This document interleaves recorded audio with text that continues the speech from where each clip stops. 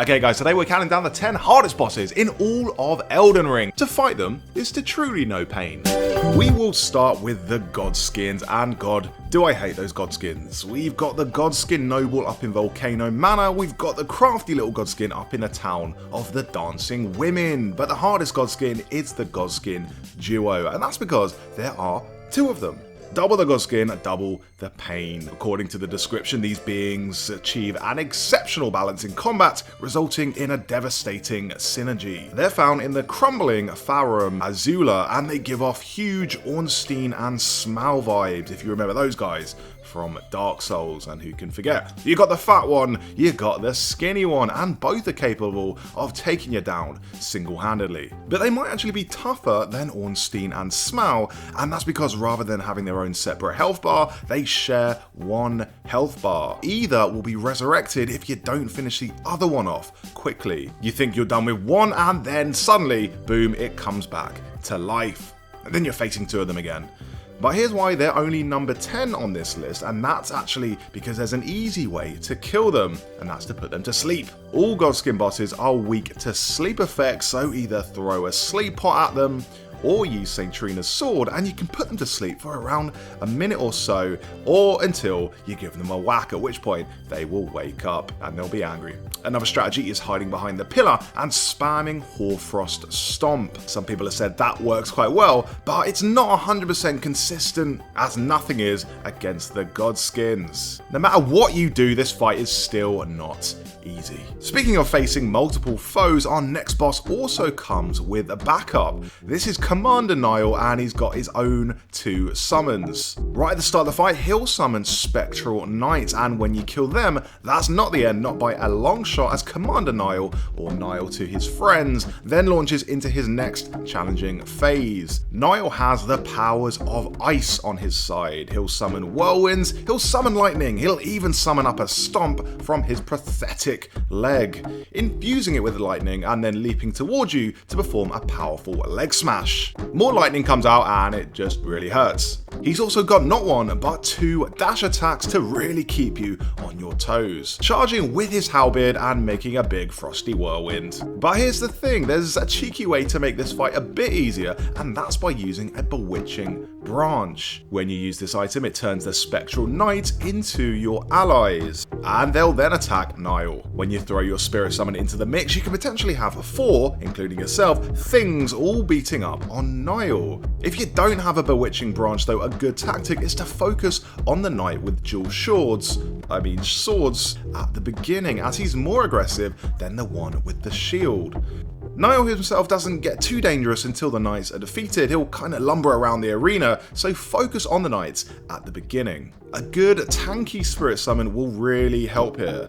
Now, Nile is an optional boss, but if you miss him, you'll be missing out on the Haligtree Secret Medallion, and by extension, the entire consecrated Snowfields location. So unfortunately, if you want to go and play around in the snow, you're gonna have to take on Nile and his knights and get that medallion. Next up, we have the Tree Sentinels. These are a field boss class of boss, which means they're not hidden behind a fog gate. You can just encounter them out in the world.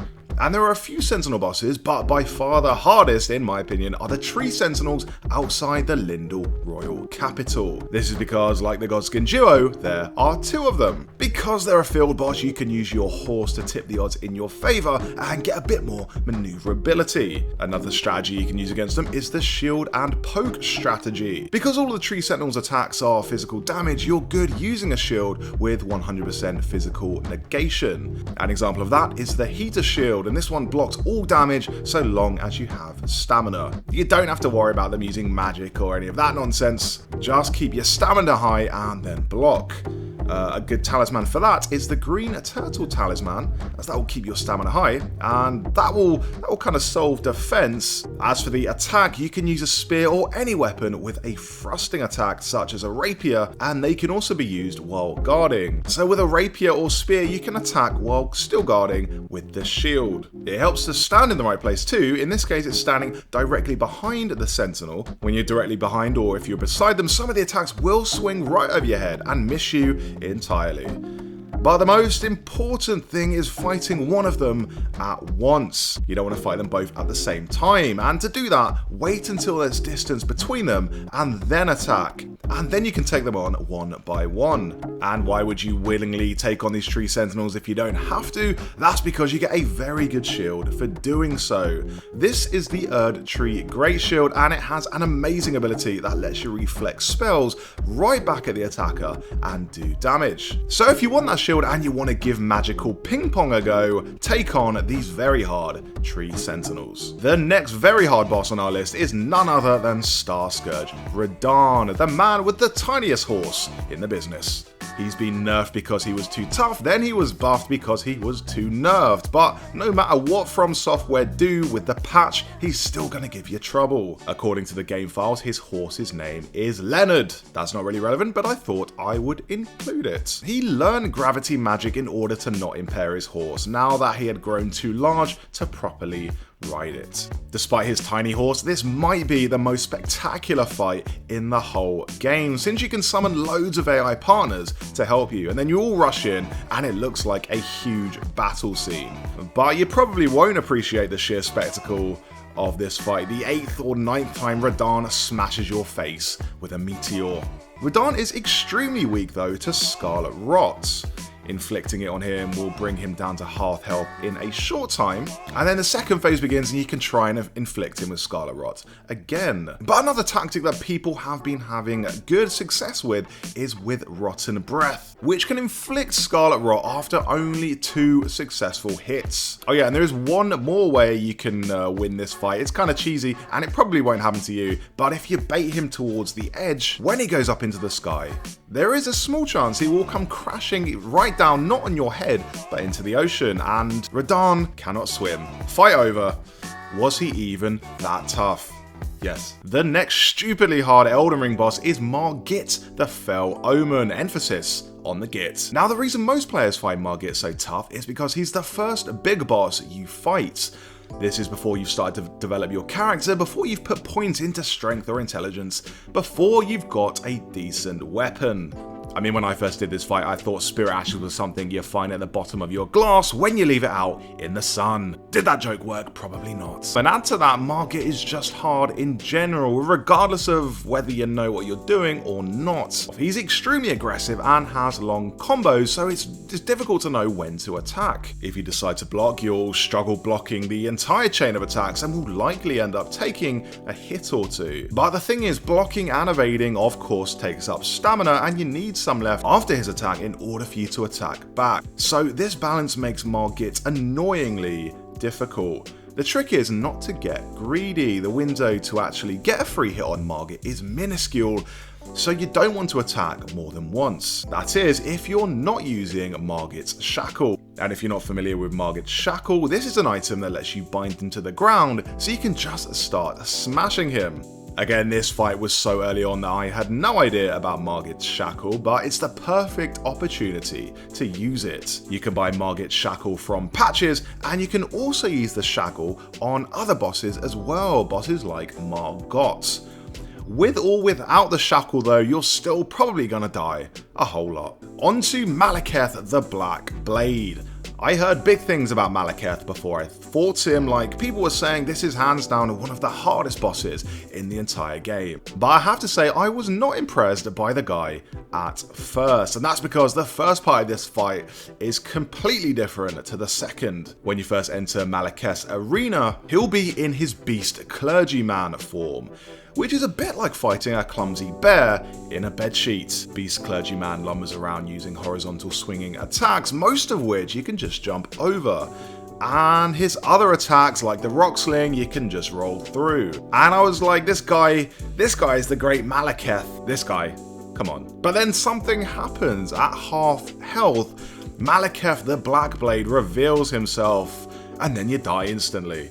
Or at least I did. He's just so damn flippy, flipping all over the place like a big flip-flop. It's really hard to predict when and where he's gonna go.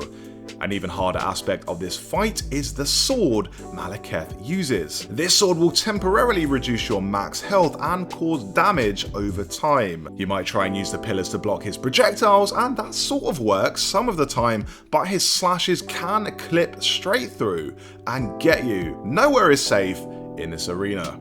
An item that can help you is the Blasphemous Claw. This item lets you parry Malaketh, but only when his sword glows gold. So that'll stun him for a bit, which helps you chip away at his health bar. Also, if you want to offset the effect of his sword causing damage over time, the Crimson Burst Crystal tier is a great tier to slot into your Physic Flask. Definitely recommend giving that a go. Despite the sheer difficulty of this fight, I have to say I do think the lore behind it is kinda cool. In the lore, according to the wiki, which I'm quoting here, Malaketh was the half-brother and sworn shadow of Queen Marika, to whom she entrusted the Rune of Death. Ranni the Witch infamously stole a fragment of the Rune of Death to forge the daggers used during the Night of the Black Knives, causing a series of events, resulting in the Shattering, after which she gave the Blasphemous Claw to her brother Rykard, so that he may have the power to challenge Malaketh. Safe to say, if some of that made sense to you, then you really know your Elden Ring lore. To ensure that the Rune of Death was never stolen again, Malaketh bound the blade that contained it to his own flesh, thus becoming eternally hungry for Deathroot in his clergyman disguise. That's why if you go to Geraint in Caelid and give him all the Deathroots, you'll prompt slightly different voice lines from Malaketh, but not different enough to go through the sheer hell of facing him again just to hear them. Radagon is the next boss in our countdown, and he's the penultimate boss in Elden Ring. That means he's well hard. Radagon is classed as a god tier boss because while you're fighting him, you will pray to God and cry lots of tears. One of the things you want to watch out for with Radagon is his grab. When his arm starts glowing, he'll be preparing to grab you, and due to the very generous hitbox, if you're anywhere in the vicinity, you're getting grabbed. This move can take you down in one go, anything under 50 vigor, and you're dead.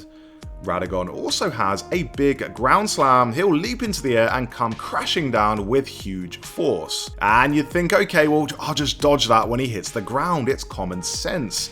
But your common sense is wrong, because the impact isn't what hurts you. It's the shockwave spreading out from the initial impact, so you want to dodge after he hits. He's pretty tricky when he's in the air as well, like even if it looks like he might attack someone else, he has a tendency to quickly change targets without warning. Also, watch out for his hammer slam, whereby he slams his hammer 3 times in a row and causes big explosions. And again, they're quite deceptive because you don't really know where it's going to hit. If you manage to get through all of that, you still have to think about hitting back. And for that, I would recommend Godskin Incantations. According to the Godskin prayer book, Godskin Incantations were created with a specific purpose to kill gods. Radagon is a god tier boss, so as a result, these Godskin Incantations will do slightly more damage. An example of one of those is the Black Flame Blade, which deals additional damage over time. Radagon also has no resistance to fire attacks, so if you're a pyromaniac loving player, you're absolutely laughing. Finally, Radagon uses holy attacks, and you can reduce the damage of those with the Lord's Divine Fortification. As well as that, Haligdrake Talisman and Holy Proof Dried Liver also will help. I kinda love that you can fight an actual god in this game, but still die to an imp with a fork. The Fire Giant, the last known survivor of the war against the giants, and the biggest, angriest boss in the whole game. Seriously, if the face on his head wasn't angry enough, he's got another one on his stomach. Why is he so upset? Well, apart from the fact Queen Marika cursed him with tending the flame of the Giant's Forge for all eternity, actually that's a pretty good reason for being upset, yeah. Fire Giant is also the farthest away boss you'll face in Elden Ring. Look how far off he is. So you're probably thinking, this is the game indicating that this is a horseback boss fight. But no, if you use your horse for this fight, it'll be gone very quickly. Fire Giant loves a dramatic sweeping attack, and these will take out your horse instantly. He's also got one roll in particular where he just lies flat on the ground and rolls along, which is all it takes to kill you in one hit. I guess one thing about the Fire Giant is that he's pretty slow, so you can evade him, but only after you've worked out his pattern, which happens after you die about a dozen times. One thing that really helped me in this fight was the Anspur Rapier. This is a rapier that does bleed damage, which the Fire Giant is affected by. The Anspur Rapier also inflicts Scarlet Rot damage, and if you upgrade it, you can also imbue it with poison effects. So we got bleed, we got rot, and we got poison all on one sword. And further enhanced by items such as the Mushroom Crown, Lord of Blood's Exaltation, and Kindred of Rot's Exaltation. Even with all that though, I still had to summon someone else to help me. That's just how hard the Fire Giant is. I might have an Anspur Rapier imbued with 3 different kinds of powers, but that doesn't mean I'm good. Once you finally beat the Fire Giant, which is not a guarantee, you might just be stuck here forever, he drops one of the weirdest weapons in the game. It's a lock of his own hair. You probably won't use it, but it's just nice he left you something to remember him by. Speaking of remembering, the hardest boss in the whole game by far is hard to forget. Not so much for a character design as for the emotional scars she'll inflict on you.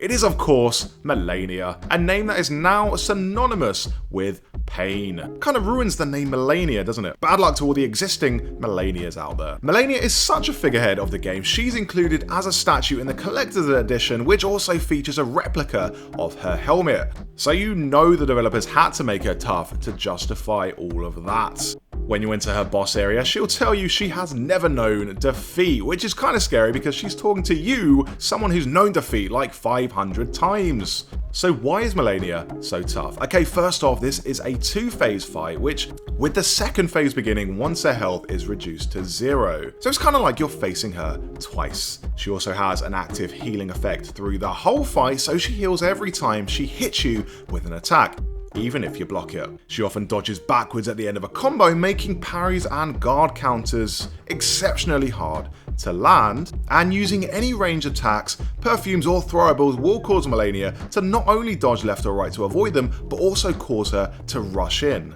Something else she is extremely mobile, able to close gaps very quickly and slash you with her sword. But here's the thing that I really hate about Malenia. When she goes below 75% HP, she unlocked her Waterfall Dance attack. And my god, the Waterfall Dance. The Waterfall Dance is basically her. She goes up into the air and then has a series of huge slashes, not in that way, and these are really, really hard to dodge. It's one of the deadliest boss abilities in the whole game, and even the tankiest builds will find this hard to deal with. And then it's on to phase 2. Here, Malenia sprouts wings and gains access to an array of new powerful attacks. Attacks like Scarlet Rot Butterflies, which will dive on you and trigger Scarlet Rot explosions. And there's Scarlet Rot Aeonia, a large explosion which leaves a short-lived mist that also applies Scarlet Rot. Oh yeah, and she can use all of her moves from phase 1, except they do